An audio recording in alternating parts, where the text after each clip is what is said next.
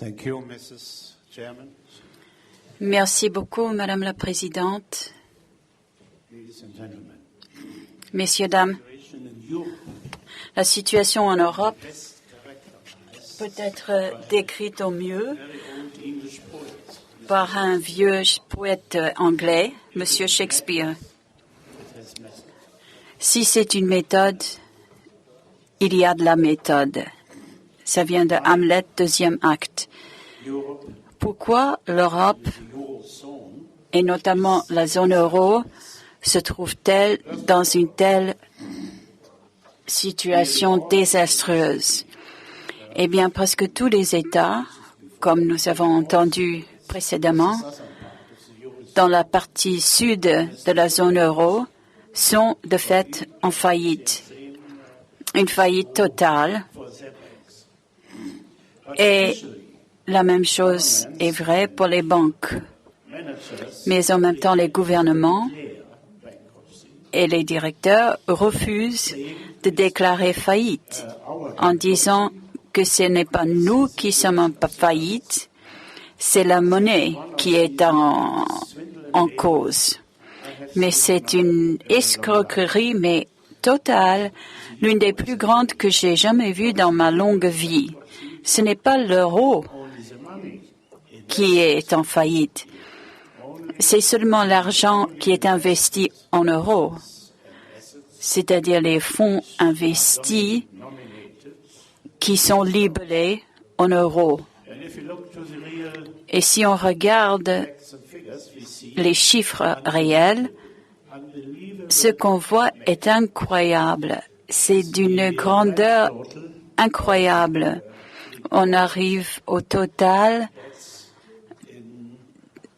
pour ce qui est des dettes dans la zone euro du Sud, on en arrive à 12 à 13 milliards d'euros.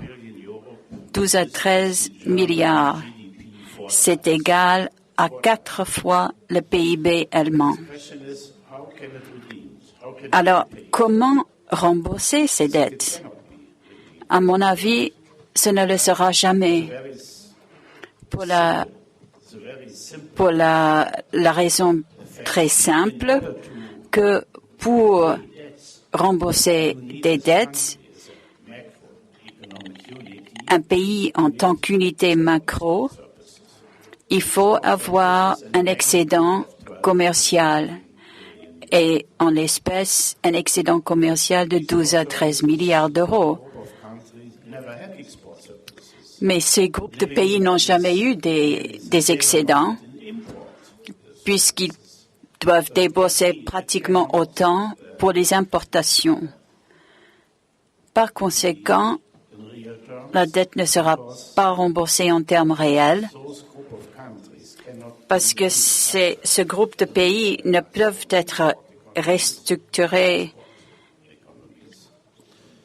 en économie exportatrice. C'était un peu le cas il y a 80 ans en Allemagne, après le Vendredi noir 1929, puis dans les années 30, l'Allemagne était surendettée à l'époque à cause de la guerre.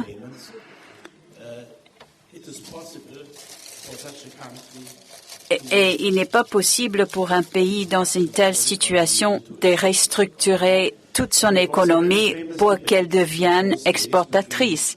Et c'était un débat célèbre à l'époque entre Keynes et l'économiste suédois Ohlin. Et on a trouvé que la seule chance pour une économie de devenir pour une nation de devenir créancière, il faut pouvoir restructurer l'économie. Alors, il fallait l'exclure à l'époque pour l'Allemagne et aujourd'hui, il faut l'exclure pour les pays du sud de la zone euro. Donc, pour faire face à ce problème, c'est au niveau financier.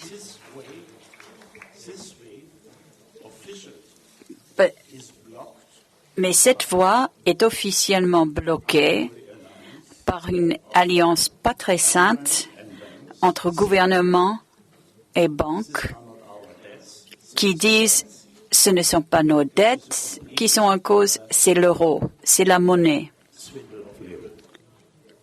C'est une escroquerie.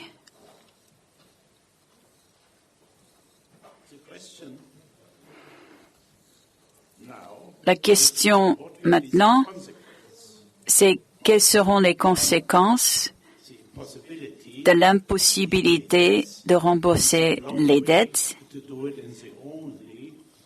quand la seule voie pour y parvenir, c'est-à-dire l'annulation de la dette, est bloquée.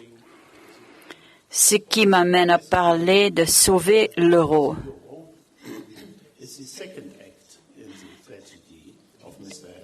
C'est le deuxième acte de la tragédie d'Hamlet, parce que cela veut dire, d'un côté, que pour les pays qui ne sont pas surendettés, les pays au nord de la même zone euro, il faut beaucoup d'argent pour reprendre les dettes. Et depuis 2 ou 3 ans, cet argent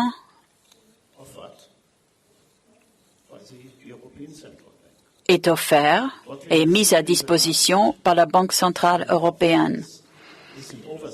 Ce qu'on voit depuis 2 ou 3 ans est un trop-plein d'argent électronique créé par la Banque centrale européenne de différents moyens qui sont très compliqués sur le plan technique, mais peuvent être résumés comme suit. 1 milliard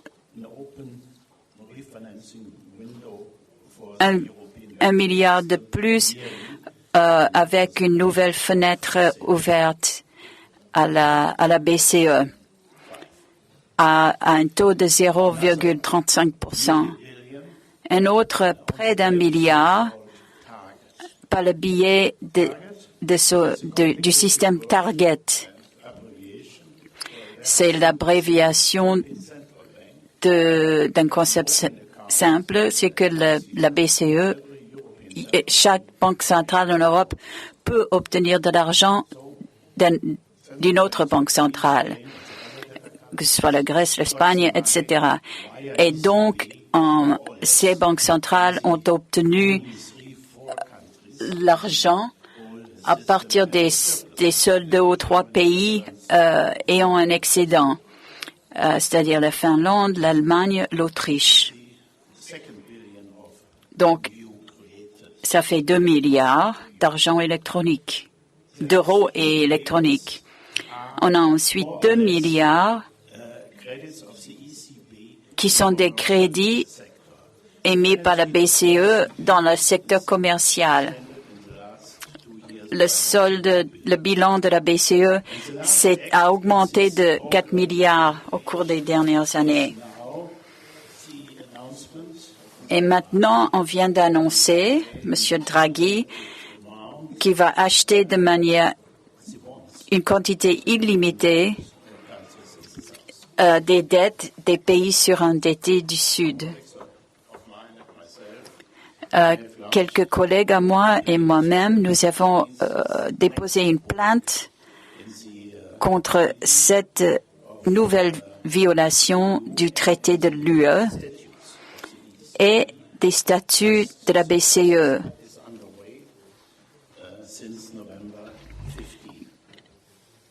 Qui a été décidé le 15 novembre. Et notre plainte est très simple. On dit que si la nouvelle politique de la BCE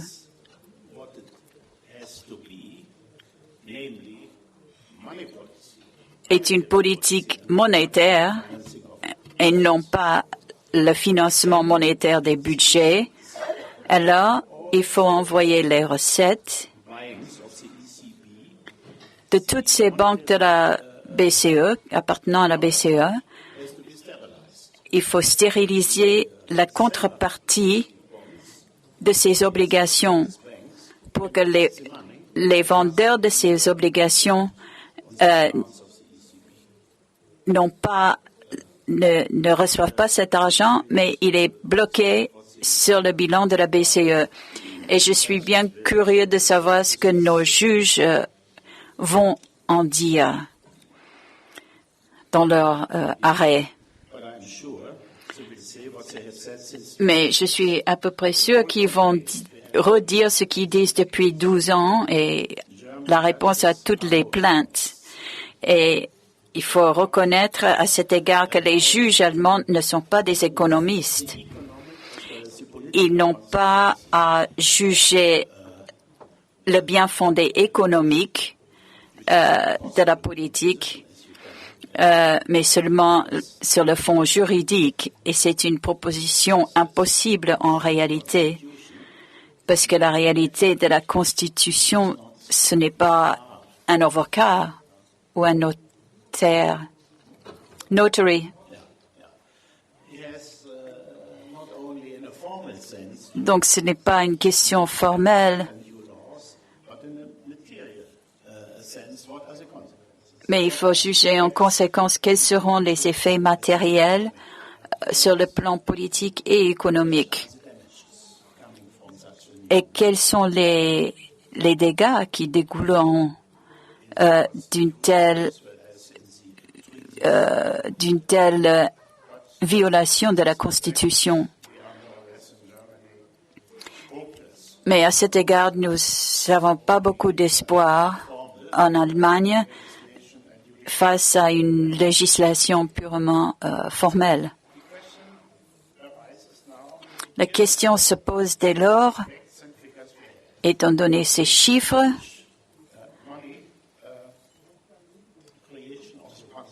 c'est-à-dire une création énorme d'argent d'un côté, face à une croissance pratiquement zéro en termes réels de l'autre côté. Donc on a un grand excédent d'argent par rapport à la valeur réelle, la valeur ajoutée réelle. Et ça veut dire l'inflation, de fait. Mais par ailleurs, ce qui souligne la folie de cette politique, les débiteurs n'ayant pas la possibilité de réduire les dettes, doivent épargner. Il faut réduire les coûts. Donc, il faut augmenter les impôts, il faut décroître les revenus, et d'un point de vue, et à partir d'un PIB plus petit, il faut en consacrer plus au remboursement de la dette. C'est impossible, comme l'a montré le monsieur pour l'Espagne. C'est une humiliation délibérée des gens, des peuples, de les obliger à payer plus à partir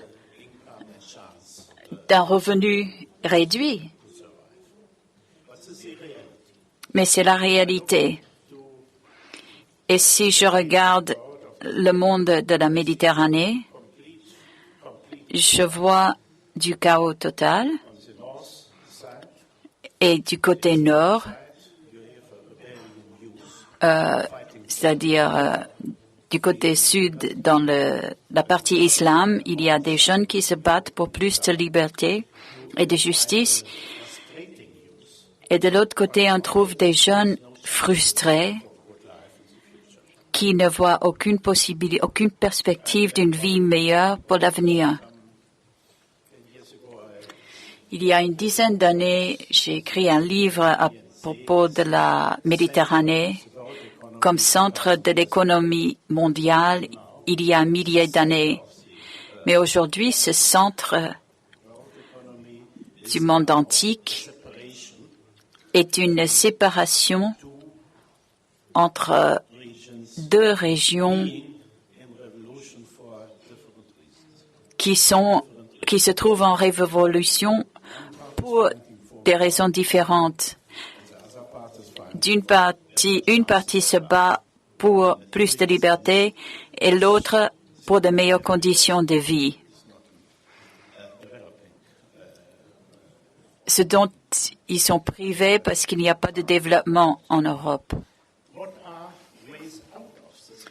Mais alors, comment sortir de ce désastre? Et je pense qu'il y a deux facteurs très simples et rationnels si on comprend les vrais problèmes derrière l'euro et la zone euro. Et ce vrai problème, derrière cette monnaie multinationale,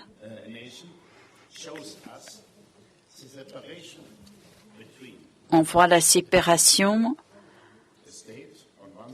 entre un État et sa monnaie de l'autre.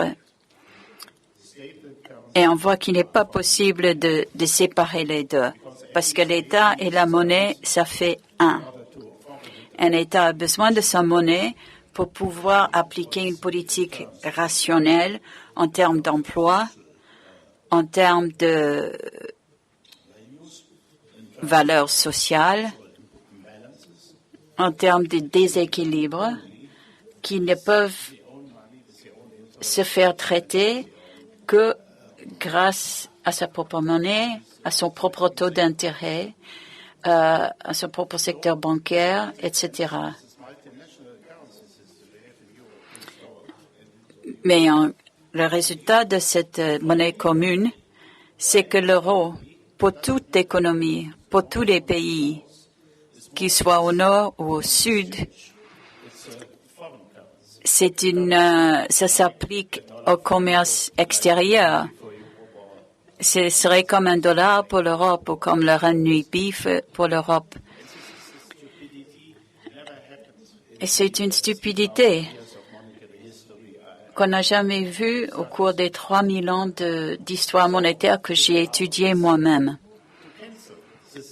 Donc, la voie de sortie, c'est d'annuler cette situation et de revenir à l'identité de la monnaie et que l'État sauvegarde sa monnaie à travers sa législation et ses lois nationales. Cela se fait ainsi depuis que l'argent est un bien public, donc très longtemps. Et je pense que dans un tel système, l'euro a de vraies chances de survivre et ce serait un bon moyen pour les hommes politiques de sauver la face. Quel pourrait être le rôle de l'euro dans un tel système si on revient à des monnaies nationales? Eh bien, vous vous souviendrez de la longue histoire en Europe après la Deuxième Guerre mondiale où on avait trois arrangements qui ont très bien marché. D'abord, l'Union des paiements européens de 1947 à 1997, qui a été établie à l'aide des États-Unis, avec certains des fonds venant du plan Marshall. Et cette union de paiement européenne s'est transformée en l'accord monétaire européen au début du marché unique.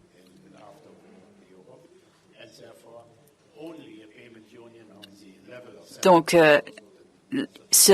seulement une union de paiement ne suffisait plus. Donc, il a fallu introduire cet accord monétaire européen. Et ce système s'est maintenu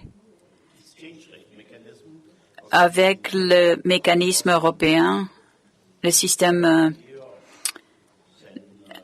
mécanisme de stabilité européenne, qui était l'idée de Giscard d'Estaing et de Helmut Schmidt, l'OMS. Et le troisièmement, on avait la monnaie unique. La France était très fière de cette invention parce qu'on l'appelait l'écu, c'est-à-dire unité de monnaie européenne. C'était l'ancienne monnaie de la France.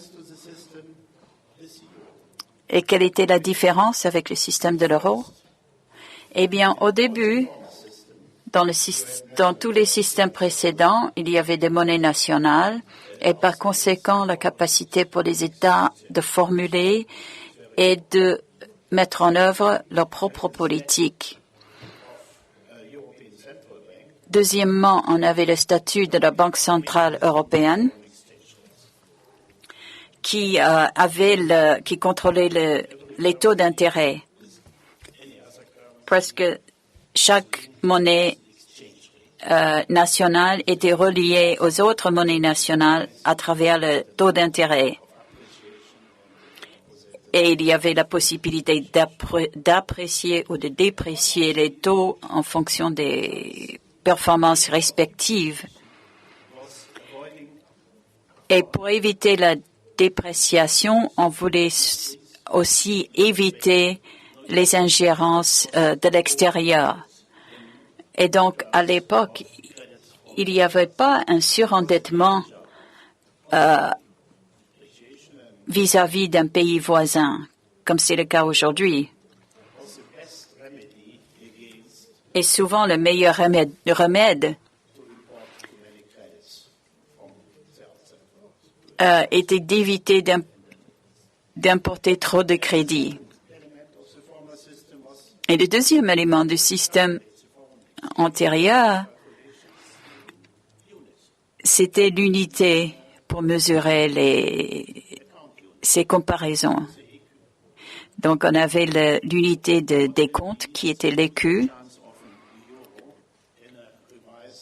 Et quelle sera la chance de l'euro dans un système révisé de monnaie nationale? Pourquoi pas un deuxième écu? Un écu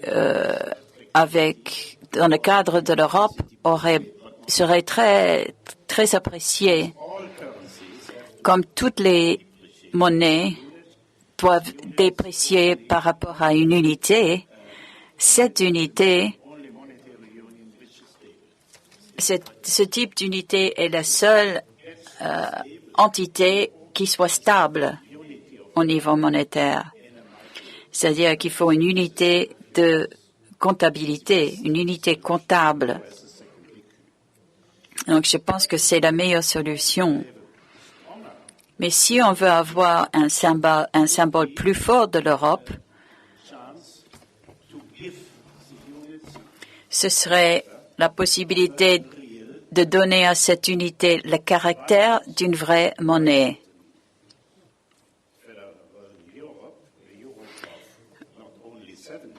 Par exemple, une Europe de non seulement 17, mais 27 nations, pourquoi n'aurait-elle pas deux monnaies? Une monnaie nationale et une monnaie supranationale, c'est-à-dire une euro non pas en tant qu'unité, mais comme monnaie parallèle par rapport aux autres monnaies nationales au sein de l'Europe. Et même dans un tel système, l'euro serait très stable, contrairement au passé, parce que contrairement à toute tendance vers une dépréciation de l'euro, encouragerait la BCE à renforcer la monnaie, à la rendre plus forte. Et voilà ce qui comblerait le manque qu'on a aujourd'hui. Il y a aussi un manque de compétitivité entre monnaies. Et l'euro se stabiliserait ou stabiliserait le système s'il y avait cette compétitivité. Et pour conclure, même si ce nouvel euro était une nouvelle escroquerie, de dire est-ce que c'est une escroquerie dans la mesure où on dit on a l'euro, mais on n'a pas l'euro. Mais de cette manière, l'euro aurait la possibilité de survivre et tous les gouvernements stupides pourraient dire « Ah non, non, non, non, nous n'avons pas capitulé par rapport à nos critiques et nous pourrions sauver l'Europe pour en avoir un happy end. » Merci.